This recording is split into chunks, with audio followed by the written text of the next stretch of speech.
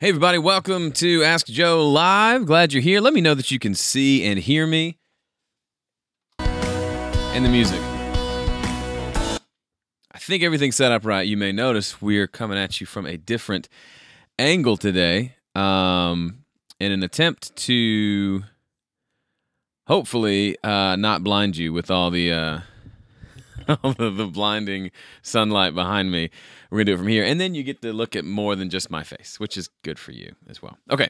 You can see me, hear the music. Good, good, good. Who all's here? Ben Holmes is here. Hi, Ben. Paul Lucas, Jim Edgar, Bill Garrett, Ryan Ferguson, Don. A lot of good folks here. I love to see my folks here. Thank y'all for coming and hanging out. So if you've never come to a live stream before, the way this works, I'm going to record a podcast here live on this here YouTube live stream. Man, my computer's got way too many things going on. And I'm going to answer your questions, and we're going to have a lot of fun doing it. But now, hopefully, I'll be able to do it from over here. Sorry, I'm basically doing, in case you're curious, I'm controlling this screen from my laptop here, which is proving to be slightly, I guess you got to get in the groove, and then I'll be good. Okay, now I can see everything. That should be good.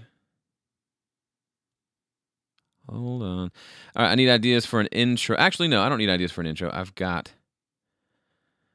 I'm going to play one of the songs from the Homestead Collective EP that we just released. They just released that I produced. So let me find it real quick. I had it pulled up, and let me get it in the session. Let's go with this one. Yeah. It's got a fun Christmas vibe, so we will mute out. You can't see what I'm doing, can you? There we go. Sorry, I'm talking to myself a lot. I'm trying to do like 8 things at once. And then I just turned my screensaver on. That's exciting. Okay. All right, cool. Okay, I think I've got everything I need. Thank you for bearing with me. Normally I'm just jumping right into it, but with all the craziness. Oh, and I've got something for the intro too. Hold on. I've got a cool idea for an intro that someone sent me. You know who you are. This could crash everything, but let's see. There you are. Where do I get the audio?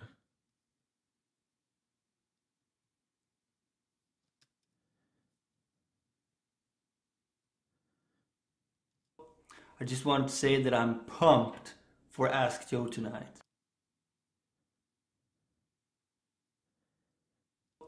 I just want to say... I'm not sure why they're not synced up. This is Simon, and he sent me this video on Facebook. And Simon, you're gonna be the intro here. Hold on. Hey Joe, I just want to say that I'm pumped for Ask Joe tonight. I love it so much.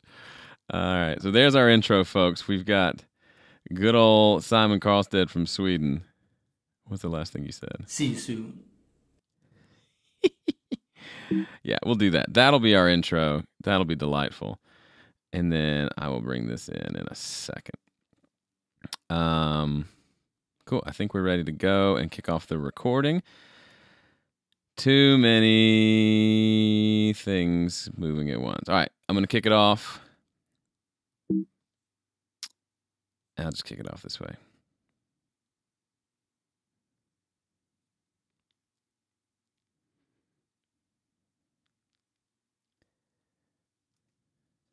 Hey Joe, I just want to say that I'm pumped for Ask Joe tonight. See you soon.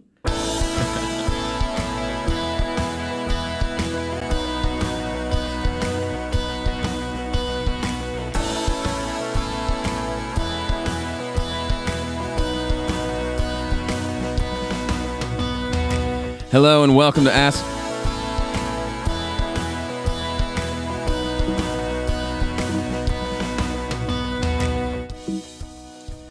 Okay, we're going to change one thing to make this. It was on loop record for some reason, which is just silly. Hold, please. All right. We got to do it one more time because I'm silly and didn't have it ready. Let's try it again. I'll explain everything in a second. This is insane. Okay, here we go. Hey Joe, I just want to say that I'm pumped for Ask Joe tonight. See you soon.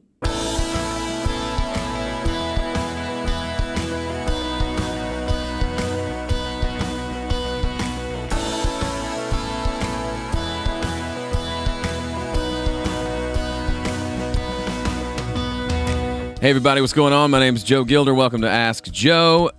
If you're here on the live stream, you've seen me kind of fumble over the new setup. I've shifted everything. So the last few episodes, the camera was up here and my windows were behind you, and it was awkward because there was so much sunlight. So I'm moving it to the side, which just means I have to control everything from my laptop, which you really don't care about. But that intro brought to you by our good friend and faithful Ask Joe attender is Simon Karlstedt from Sweden. Simon has been a longtime customer of mine, and he and I actually hung out in person.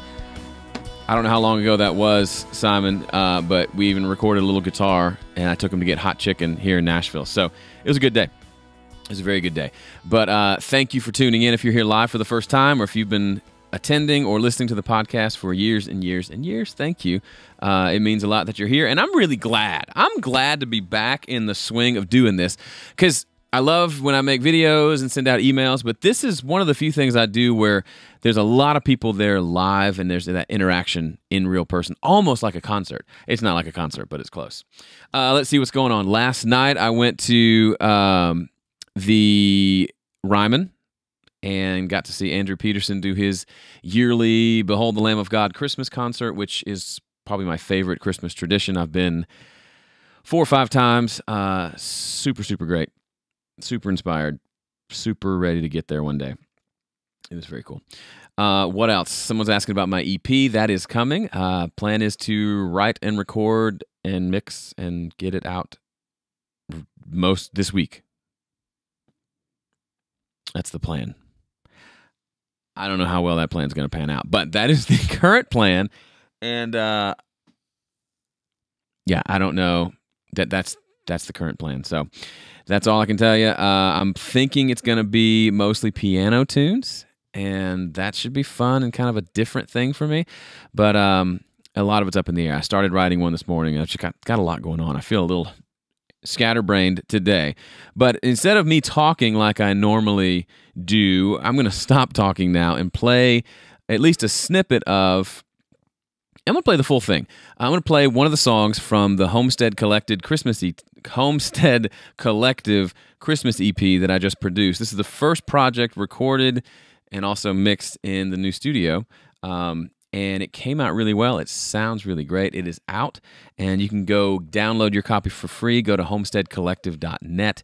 I believe they're giving it away for free if you sign up to their email list, which is a great exchange. Musicians, take note. That is a good way to get something in exchange for your music, because believe it or not, email addresses are highly valuable if you know what to do with them. And I believe Caitlin does. So I'm going to play you one of the songs from the EP. We did a 5-song project, and this is the classic. It's probably wrong to call it the Charlie Brown song, but this is the song Christmas Time Is Here, which was done in kind of a cool, if you can call this, groovin' folk arrangement. And it sounds really great. Take a listen.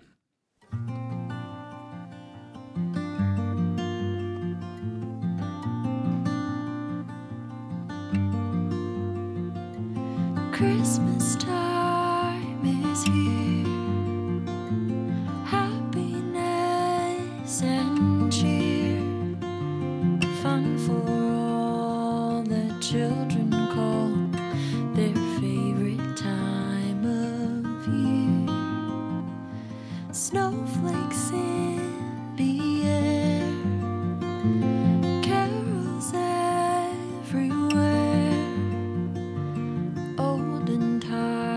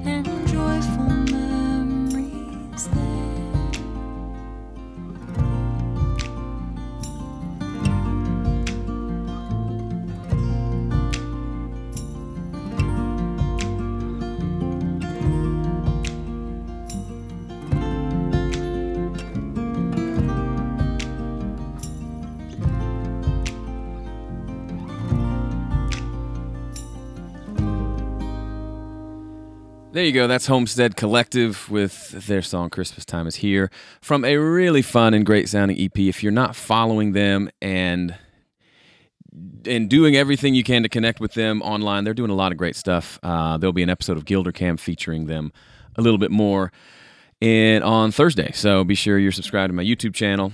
But yeah, isn't that a cool version? Like that was, while I did produce it and I recorded and mixed and mastered it, a lot of the what makes, really all of what made it really great is they came in with some really cool arrangements and cool ideas, and just, I never would have thought that was the kind of song that you would kind of bob your head to and groove out to, but you totally can, and I'm really proud of the way that turned out. So again, if you're just tuning in or you missed it, it's homesteadcollective.net.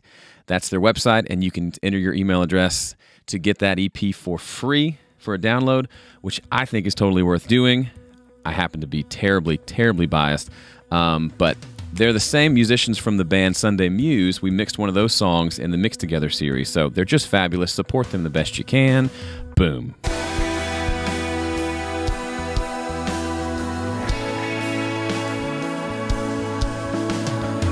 My boom game is back, everybody. I was out with injuries, wasn't on my game. We are back. Life is pretty stinking good. Let's jump into your questions. That's what I really want to do. So thank you for humoring me, listening to some music that you could go listen to on your own time. I really just like to, when I work on stuff that I'm really excited about, I like to feature it here on the channel. So I don't even know what's happening in the chat. Someone says this whole channel is white Christian hippie stuff. LOL. Hippie. You misspelled hippie. I don't even know. I don't know what makes me a hippie, but I'll take it. Anyway, let's jump into your questions. If you're here live and you have questions, ask them in the chat. If you're not here live, you should come hang out. Tuesdays, 1 p.m. Central. Go to homestudiocorner.com/calendar. You can subscribe to a little calendar that will show up. It'll show up. Let's see if I've got it here. I think I do. It'll show up on your calendar, and it'll even notify you and with the link to how to get there whenever we're going live. Or if you have the YouTube app and you're subscribed and you have the little notification bell turned on, it should ping you every time we go live. But see, Ask Joe Gilder Live. It's right there on the app. Super, super cool. Noah Aikens says, do you watch Adam Neely and Rick Beto? I know who Rick is. I don't know who Adam is. I've not watched any of Rick's stuff, but I've subscribed with the intention of watching. He seems like he's got some cool stuff. What would Joe ask Santa for Christmas this year? You know, I'm going to be totally a nerd for a second, but my kid Owen, he's 7. He really wants a Nintendo Switch, and the way we budgeted for Christmas, we just didn't want to throw a whole like video game system in there in addition to other presents, so we said no. But I kind of want one because I haven't played Mario Kart in a really long time, and Christmas break is long. I'm going to probably take 2 weeks off. Mario Kart will help us get through that. So, Santa, Nintendo, I know people at Nintendo are probably watching this. Hook a brother up. I'm just kidding. What is a Q mix? A Q mix is a headphone mix. I don't know why it's called a Q mix. I guess because you get your musical cue through listening. So yeah, it's just a headphone mix. You could substitute the word cue for headphone, and you'll be happy, and everyone will know what you're talking about. Sam Ashley says the Nintendo Switch, he played it yesterday and is in love. Yeah, I think it's pretty dope. My brother's coming to town. He's got one. He'll probably bring it. He might make it onto an episode of Gilder Cam as well. My little brother, he's 8 years younger. Super cool dude. Who knows? Who knows? He's a writer. I might try to get him to let me use one of his pieces in. I don't know. Anyway, remind me about that. Hopefully I won't forget.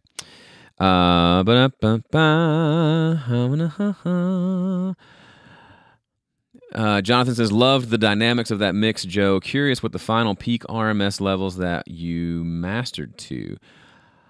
I usually, so I use the K system meters, which is the K12 for K20, K14. I use K14 for mastering, and I just try to get it to hang out around 0 for most of the song, bump up into the yellow and the red for the louder parts without sounding overcompressed. If anything, I master too quietly, and I'm okay with that. Not too quietly. I master on the quiet side because at some point you get to a certain volume level, you're losing so much to gain a little bit more volume. Ian Shepard has talked not ad nauseum. He's talked a lot about this and is far more equipped to answer these types of questions, but that's what I did. Scott says, what tips do you have for making a dry studio recording sound like it's being performed in a live environment? One thing, if you haven't seen, I posted my last episode of Gilder Cam, the one about taking a concert mix, getting a killer concert recording or something. I took a simple guitar vocal performance from a live show that I did, just a small like acoustic singer-songwriter thing, and did a mix of that. We had one room mic, and then I added room reverb in addition to the room mic, and that really made it sound like you were kind of hearing something like a live release, if that makes sense. Reverb doesn't have to be big, huge, long tail stuff. Most of the time when I mix, I'm using reverbs that don't sound like a room. So I'm using like spring reverbs and plate reverbs a lot to give it like this kind of just ambient vibe. But when I do live mixing where it needs to actually sound like it's in a room, I'll use some sort of a small room, large room, hall, those types of reverbs. I don't use them in other places all that much, occasionally on drums, if that makes sense. What release of Studio One are you running? Whatever the latest one is. Sam said, I made a headphone cue mix for my friend when I recorded his vocals on Studio One. I sent things to the bus that was going to the headphone mix, but there were loads of latency. How can I fix this? Could be any number of things. Was it just latency? It only happened on the send, no latency normally. Could be you had a plug-in. A lot of times if there's latency and you don't know all the normal culprits aren't the culprit, a lot of times there might be a plug-in on there. So if you had like a reverb in the chain maybe, or like a limiter or something, that can sometimes do it. Otherwise, I don't know. I don't use the Q mix functionality in Studio One for what I do because I do the mixes on my mixer. I do the headphone mixes on the mixer versus using Studio One, so I've just not experienced it enough. So could be buffer settings, but like it sounds like it only happened on the headphone send, which is weird. So I don't know. Tom says, I just got the Studio Live 3 board, and I want to know how to use it in the studio. Do you use yours as an interface? Do you use Capture and then bring into Studio One, or do you record on the SD card? Yes, it is. I get this question a lot, and I guess I haven't explained it explicitly. It is an audio interface. It has USB. It acts just like any other audio interface. It just happens to be a big old honking mixer. So yes, I use it as an audio interface. I don't use Capture in the studio because I have Studio One right there. There's really no reason to use Capture. The only time I use Capture in here is if I'm doing like a live streaming show and I want to just capture the multi-tracks and then mix them later. So I have a little less software running at the time of the live stream, trying to conserve computer resources. But otherwise, yeah, I don't use Capture or the SD card. Those are more for live, like out at a show, which I use for that concert I was just mentioning. But yeah, that's how I use it. It's a great audio interface. Why would you normalize a track? For me, Daniel, that's a great question. I don't do it. There's some people who say, go in, I pull up a song, I'm getting ready to mix, and I normalize everything. And what normalizing is, if you don't know, it analyzes the audio of a piece of audio, and it looks at the highest peak, and then it takes that up to 0. So it basically takes it up or just below 0, where it's as loud, this piece of audio is as loud as it can get without clipping. It's not compression, it's just literally turning it up a very specific number of dB so that it's at its loudest point. The reason I use it is if I'm mixing something and there's a track that was recorded really quietly, I want to bring it up in volume, but I don't want to bring it up past the normalized level, right, so that it's now clipping. Just to be safe, what I'll usually do is I'll hit normalize, which will usually take the little audio form and blow it up really big, and then I'll bring it down from there, because 98 times out of 100, when I normalize it, it's too loud, and then I can bring it down to a more reasonable level. That's why I use normalize most of the time. Also, when I'm doing spoken word stuff, like this podcast, if you stay after when you see me cleaning up the track and getting it ready, what I'll usually do, unless there's a big, huge peak somewhere where I yelled or coughed or sneezed and it made a peak that was louder than what I normally have, if it's normal spoken audio, I'll normalize this, and I've got the rest of my settings and fader levels and plug-in chain set to accept that level of my voice. So the EQ, the compressor, the gate, and the limiter are all set to a normalized vocal track, which just makes this easier because I'm not super worried about sound quality on a podcast because you're watching this on YouTube right now. The audio quality is not that great anyway.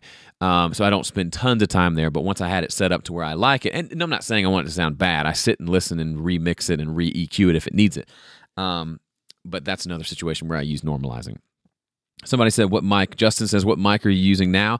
This is the Turn it around. The AKG D5, great handheld mic. These are the mics. If you saw that last episode of Gilder Cam with the live recording, it was this mic that I use for that. And it's just a cool live mic. I prefer the SM7B. Mine has a buzz, and I haven't gotten it fixed yet. So this is filling in. It looks a little more janky, right? I look less professional without an SM7. I know. The Eskimo record says, do you wait until everything is recorded to start adding plugins or EQ and start doing that during the recording process? It just depends. If it needs something right away, I like to add it right away. So if I recorded, just with Caitlin and Ben in the studio, if we recorded these tom tracks, and typically the recorded tom needed to be manipulated, like take out some ringing frequencies, mess with the low end a little bit, add a reverb to a tambourine, things like that. If I know I want it, I go ahead and add it. To me, that's as much production as it is mixing. Then when it comes time to mix, it already sounds like I want it to sound. I can tweak it a little bit more. Part of getting it right at the source for me is if that needs an EQ, there's no reason to not go ahead and slap it on right now if I know what I need to do. I don't spend 20 minutes on it. I spend about 30 seconds. Slap it on, find a frequency that's close to what I think is the problem, pull it out, then move on with the recording session. And I'll do that on maybe, I don't know, if you're here, I know Caitlin was here, I maybe did that 10% of the time, 20% of the time, so it's not on everything. But like vocals, I will put like a typical vocal chain with EQ and compression on the vocal as soon as we record it, because that's how we're going to listen to it in the final mix, and I want to go ahead and get a feel for how that's going to sound.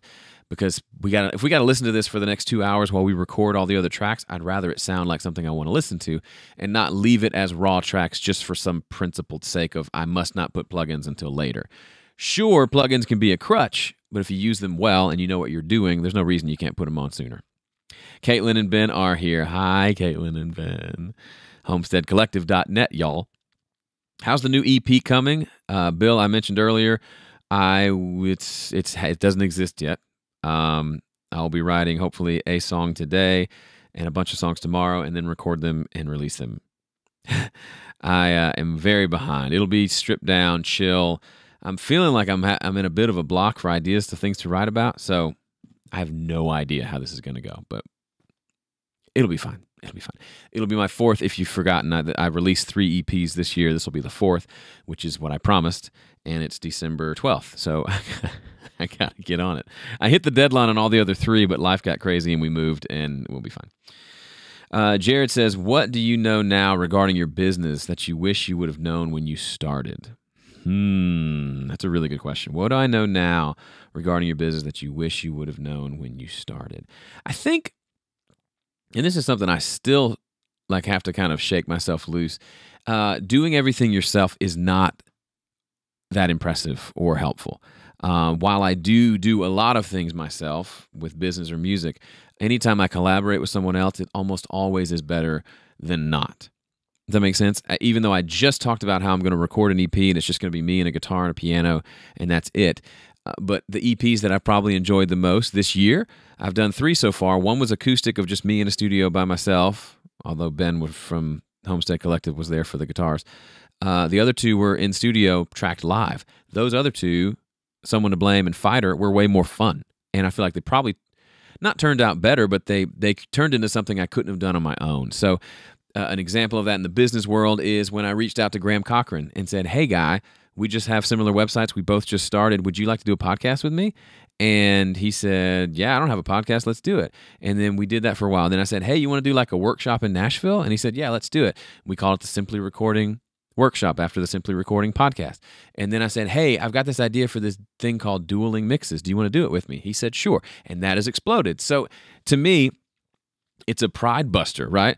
That some of the best things I've done business-wise have been stuff that I've done with someone else, i.e. Graham Cochran or other people. And I would want to do that more. Not go meet a bunch of people and try to schmooze them all into doing something for me, but just to not shy away from relationships as much as I naturally tend to do. While I might be funny and outgoing on camera, but I kind of like to be by myself, which is why I'm on camera in a room with no one else present.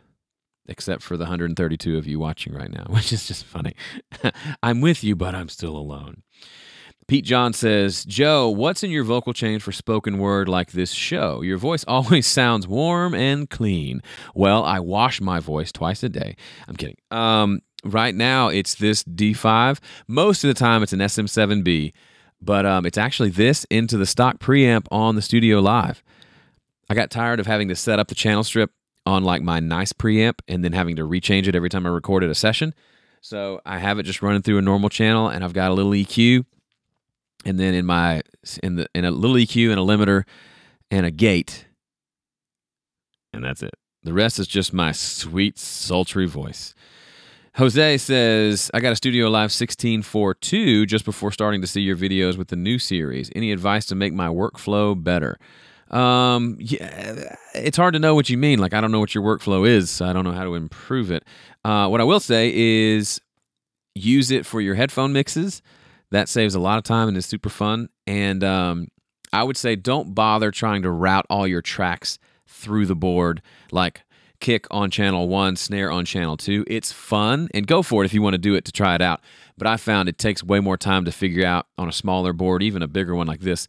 You've got a subgroup at some point, so you've got to decide which tracks are you going to bust to a single fader, and it becomes this huge exercise and waste of time. I may be recording 20 tracks, but I'm going to have everything from my DAW coming back channels 1 and 2 as just my output from Studio One. It's way easier that way. Which do you prefer, Apple Music, Spotify, or Amazon Music? I prefer Apple Music, and I'm probably in more of the minority. It seems like everybody listens to Spotify. I just like that I can say, hey Siri, play something by Boyz II Men, and she'll just play something. Okay, here's some Boyz II Men, picked just for you. Let's see what she picked.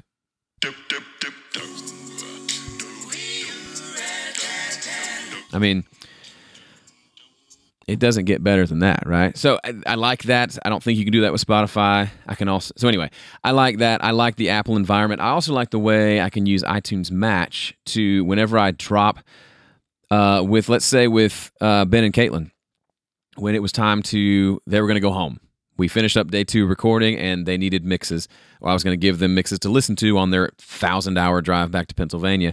And I exported them, and then I just dropped them into iTunes. And I also put them in Dropbox and emailed them to Ben and Caitlin. But I dropped it into my iTunes, and then next time I pulled up my phone and went to music, they were right there because I've got that synced up here. So I don't have to go to Dropbox app. I don't have to like manually really do anything. It just shows up. That's kind of cool. So that's why I like it. I'm probably in the minority, though, as per usual. Do you have an opinion of the SM81? It's great. I haven't used one in probably over a decade. It's a great mic. That's all I can say. What do you think of reductive EQ, low pass and high pass everything? Well, I don't like anything that requires me to do it all the time, right? Anything that says you should always do this or always do that, I'm pretty much going to say pass, because it's in context, right? I used to say you should high pass everything except for kick and bass. I don't say that anymore because you don't need to do that every time, only if there's stuff that needs to be high passed. And how do you know if there's stuff that needs to be high passed? Probably depends on how good you are at recording. If you're good at recording, you probably don't have stuff with tons of rumble there, so you don't have to worry about it. So I like low pass and high pass, rolling off the lows and the highs in specific instances. And I've been doing a little more of using shelves, like on tracks, but also on my main mix and in mastering, to take the overall lows and highs up and down to a spot that I like. But otherwise, yeah, I don't love the idea of doing anything on everything. Paul says, how do you feel about using loops for, say, instruments you can't play or don't know anybody who does either? If it sounds cool, I'm all for it. I tend towards the side of I don't even use virtual instruments all that much because I just like to play it or have someone play it. And so that means I probably end up limiting myself, and I'm probably not super relevant, especially in like the pop world. But it has to sound good, right? If it does, great. If it sounds cheesy or sounds like a loop or sounds really fake, then I'm not all for it. What tips do you have for optimal mic placement for spot mics on rides and hi-hats? Do you start centered over the bell or more towards the edge? I'm usually somewhere probably in the middle, Jonathan, on hi-hat. And I'm usually like in facing away. But if I usually have my preference, I don't even put up a hi-hat mic. I just capture it in the overheads, and then I never use a ride mic. So I don't have any preference for that. Who do you use to get your music on iTunes? David, I use DistroKid.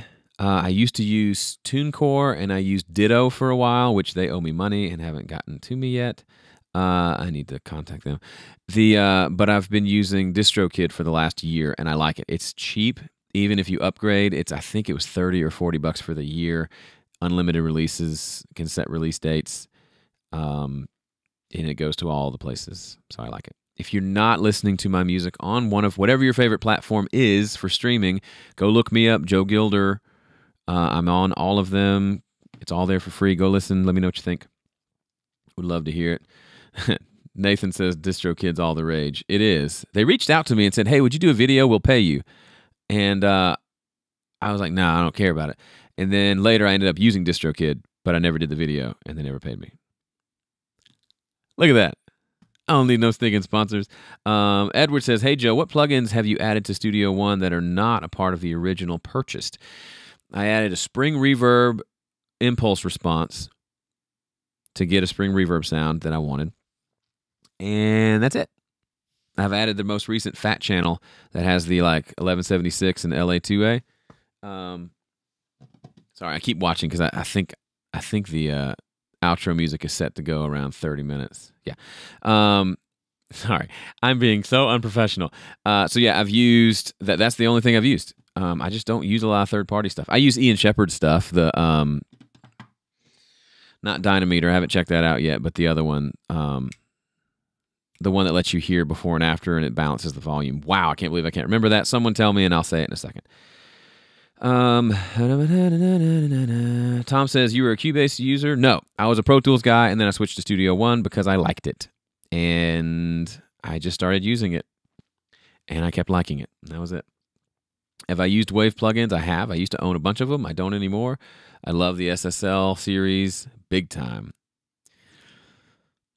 Not sure why my mixes don't show up on my iPhone from iTunes, but the desktop does.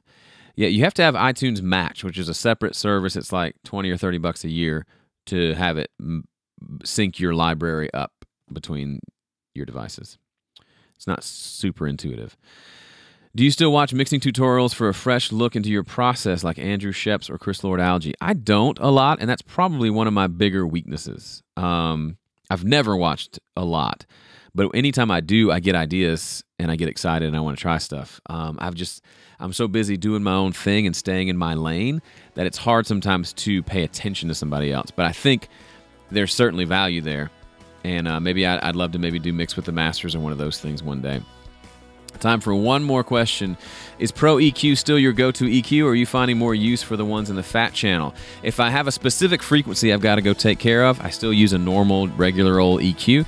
But I do like the vintage style EQ that looks kind of like a Neve. It only has certain frequencies, but it just sounds cool, and I really dig the limited options. Thanks so much for listening. I'm Joe.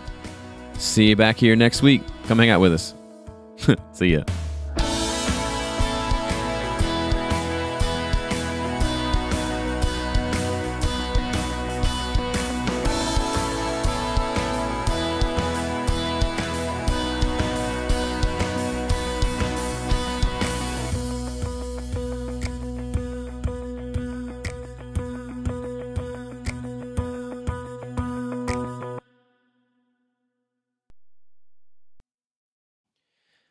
All right, the recording is over. Now we can just play. Yeah, thanks. So it felt, I know there were a lot of questions I didn't get to. I tried this. I used to do these episodes were exactly 30 minutes every time. I might try to go a little bit longer, but I like not having to drag that final music around and just knowing that when it comes, I've got to wrap things up a little more like real radio. So if I didn't get to your question, ask it again. I'll stick around for a couple minutes and answer questions. So here's an example where I'm going to normalize.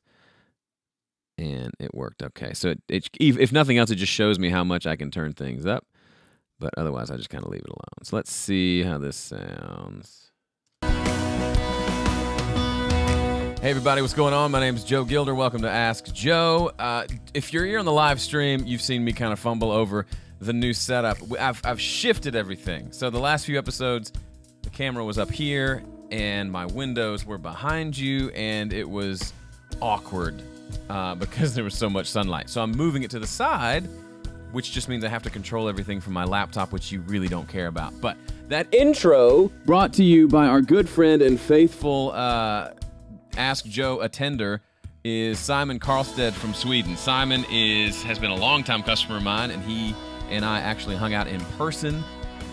I don't know how long ago that was, Simon, but we even recorded a little guitar, and I took him to get hot chicken here in Nashville. So it was a good day. It was a very good day. But thank you for tuning in if you're here live for the first time, or if you've been attending or listening to the podcast for years and years and years. Thank you.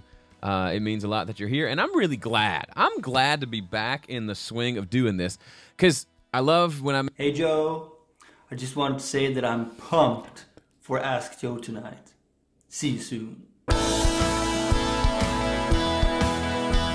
Y'all had mentioned, I think it was last week, we should let you submit intros. That's not a bad idea. So if you want to send me something, I can't promise I'll use it, but it would be kind of fun. That's super funny. Dr. McFarlane, yes, come check out the new place. I got to give you your Tascam 4-track cassette recorder back. It's right over there. I'm sorry, I'm a bad friend. But yeah, if you want to come over, that'd be cool. Then I can give it to you, and then we can make sweet music together. Justin says, I make him rethink his excessive amounts of gear. Some would argue I have excessive amounts, but it's not tons, but it gets the job done. When importing stems from your courses, are they in the order you use them in your DAW? Well, Edward, no, because you're just getting a list of files, and they're probably just in alphabetical order, or in order of when they were exported. So no, I doubt they're in the same order as... No. Simon, Joe, if you lived in an apartment and your 11 rack died, how would you record electric guitars? What would you buy? Oh, man. So I love the Kemper. I've been on several sessions and a couple live things where the guy was playing a Kemper and it sounds amazing. I still probably would get a used 11 rack. The difference, though, Simon, is you're a much better guitar player than me. I play electric as a rhythm guy.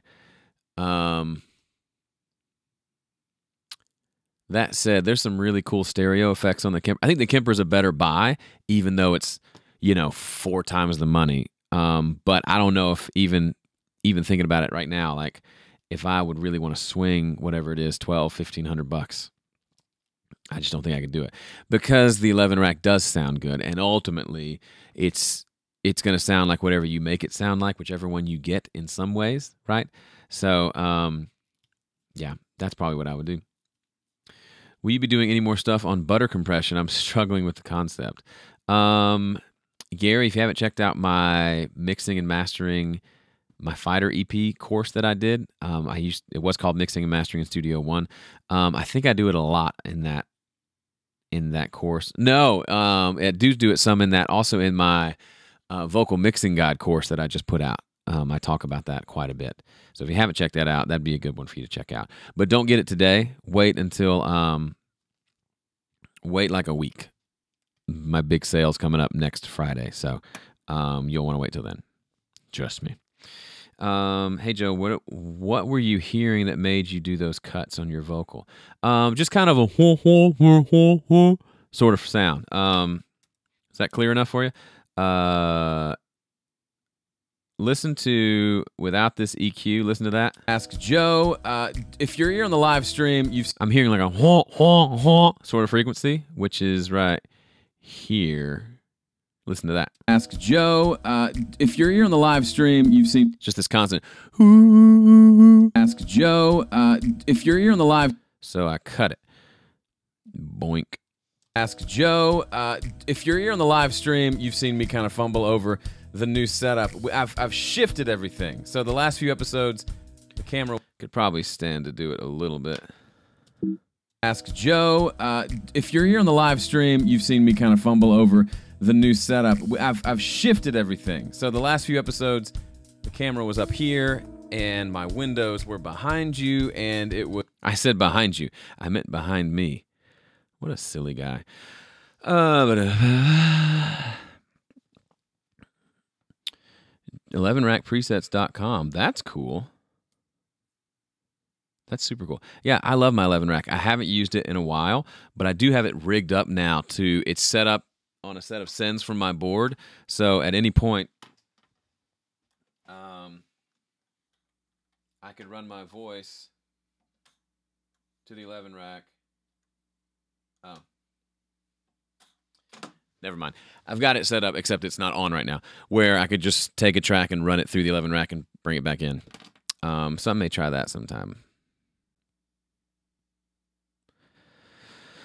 Joe, what do you look for in a client? If a new potential client comes to you, are you always willing to take them on, or are there certain deal breakers that make you say thanks but no thanks? Depends on what the project is. If it's something like mixing, I tend to just take it with a lot of expectations set. But here's the thing. If I take a client whose music doesn't sound very good, they clearly haven't developed an ear for good music, so they're not going to be able to tell if my mix is super great or not. What I mean is, I'm going to improve what they have. It's still not going to sound great because their musical ear isn't great and the recordings aren't great. So I'll just make it better, and there's a good chance they're going to like it just because it's better than what they had. But then I'm also probably going to have conversations of, hey, here are some things that I hear in this that need to be improved for next time. Or occasionally I won't even take the gig and I'll say, hey, you need to fix these things before, or I can fix them for you for this much money, that kind of thing. Like I had a project I mixed earlier this year. It was sounding really cool, but the vocal was just out of tune. It was enough to where it bothered me, and I thought, why don't you go tune this? Or here's a quote, I can tune this for you. It's extra, but I think it would really make it better. And I left it up to him, and I said, or I can just mix it and it'll still sound great. It will be so much better if we get this tightened up pitch wise. And he said, yeah, why don't you go ahead and do that? So I tuned the vocal. There was a couple different vocal tracks. It was like harmonies that weren't super in tune, and they sounded way better after I tuned them. So it was totally worth it, and I didn't charge that much. So sometimes if they have weaknesses, those can be opportunities. Bill, why don't you ask it again? Oh, do you have any tips for recording hip-hop vocals? Not really. Let them get pretty close to the mic so you have fullness to work with. That's kind of just, but to me, that's all vocals.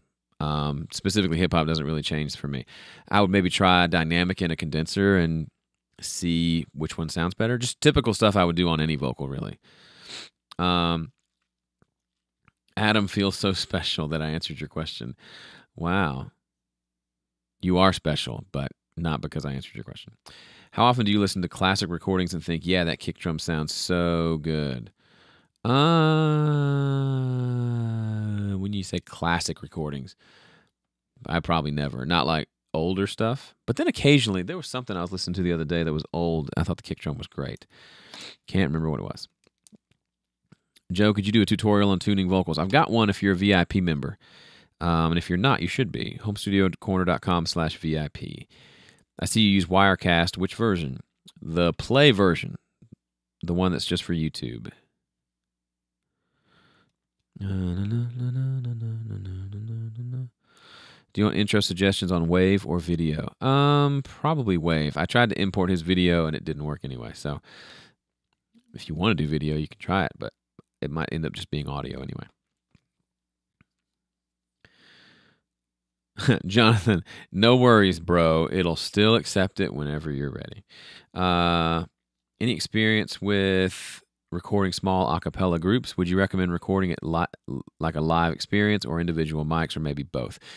Everyone I've talked to, and I know a surprising number of people who have done a cappella recording professionally, nobody does it live. They may do it live to start, just to lay down the song, but then every track is recorded individually. If you have booths where they're soundproofing and you can have 2 or 3 people in 2 or 3 different booths singing at the same time, but there's no bleed, that's great. But the thing you got to remember with a cappella is it is tuned to no end. Like everything is tuned and tuned and tuned and edited and edited and edited. That's the state of a cappella music. And to be able to tune a voice, there can't be any other sounds on the track, or it starts to sound weird. So you couldn't have a group of singers, and if one person's flat, there's really no way to just fix that one person. I know there's some software that can do some of that, but realistically, no, there's no way to fix it. So you can try capturing. It's a lot less work in some ways to just capture a performance and let it be done. I've done those before, like when I was in an a cappella group in college, or a group that sang some a cappella songs. We would just stand around in a booth and record it live. Never sounded that great. It would sound better if you did them one at a time, but it would take a lot longer. What bugs you most about your new studio? Biggest thing is, while I do have the drop tile, if you looked above there, it's just, you can see the floor above. So literally, like, our living room is right there. When the kids are home, I can hear everything. So I need a combination of insulation and some thicker stuff just to cut that down. I don't know what exactly. I need to talk to somebody, but yeah, that's probably the most annoying thing so far. Special suggestions on Learning Studio One. Yeah, I've got a playlist of 100 videos that will get you up and running. They're a little bit older, but they still apply. Go watch all those.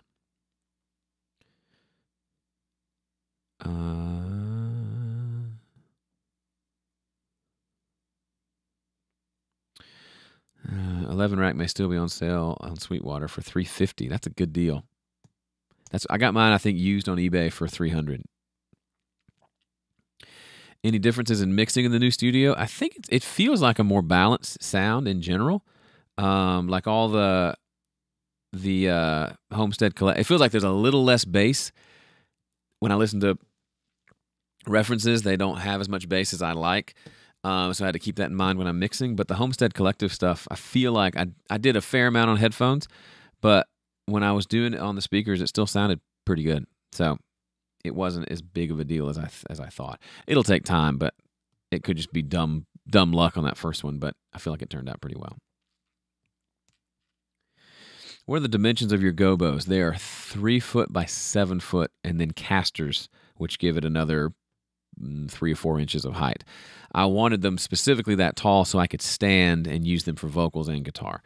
Most gobos are 4 feet high, which is fine, but then if you want to sing, you can't use them, or you have to sit them on top of a chair to get them high enough to where they're, high enough to where they're up next to the microphone and not like down by your belly button. All right, I think that's all the questions that I could see in this last little round. Thank you, everybody who hung out. It means a lot that you would take time out of your day to come hang out on a live stream. So thank you. Will you buy the Slate VMS mic? I don't know. I like the idea, and I love the versatility. I don't buy mics all that much. Usually if I buy them, it's because I want a specific sound, or I need more for a session I just don't have enough mics for. And I haven't bought a mic in a long time. Even I did a review of that, the Roswell Delphos, great mic. Did a review of it in one of the Gilder Cam episodes, and they offered me a sweet deal on it, but I just didn't feel like I needed it. Like the Mini K47 that I use all the time, used on Caitlin's vocals, it just sounds good. One mic I have kind of fallen in love with is a Telefunken.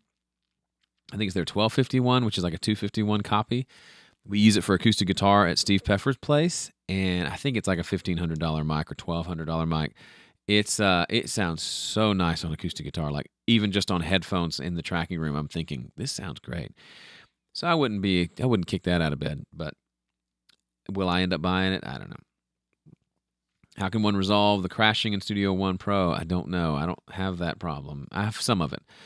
Updating is always helpful. Talking to them is probably the most helpful. All right, that's it for me. Thank you so much for hanging out with me. Really means a lot. I will see y'all next week, 1 p.m. Central. Peace.